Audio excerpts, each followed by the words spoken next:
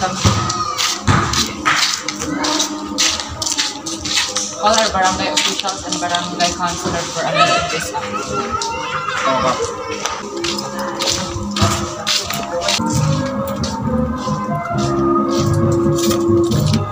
Siala? Yes?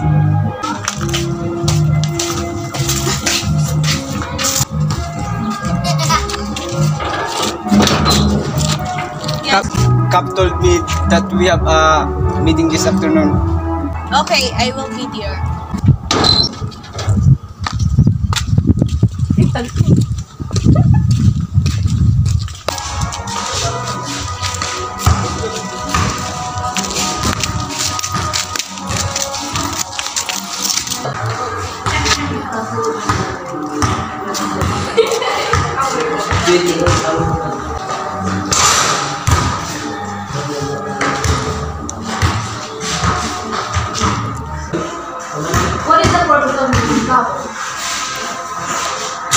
Halina't magtibon-tibon na tayo para malaman nyo na kung ano ang purpose ng meeting na ito.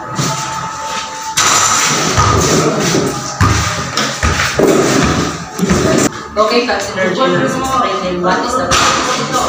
Ito na nga ang pag-meetingan natin ngayon. Maramihan dito sa ating barangay ay maraming nawawalang kabataan dahil maraming kumakalang kidnappers na humuhuli ng mga bata.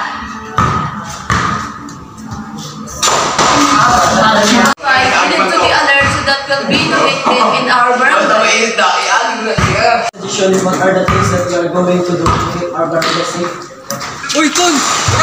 Ay, di!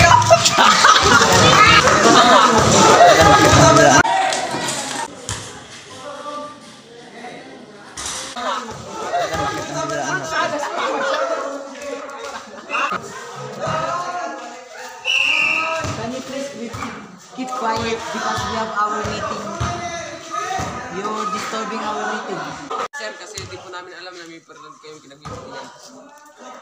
Pasensya na po kung nabala po kayo sa yung meeting. Mabuti pa, umalis na muna kayo. Sorry po talaga, sir. Hindi po sir, nakasabi kami. Okay, Antoinette, continue. What is your opinion? Kailangan natin din ng curfew para sa kalikasan ng mga kabataan. Okay, and that's it for now. And announce it to everyone. Mag-a-announce para sa lahat para maging handa sila sa anumang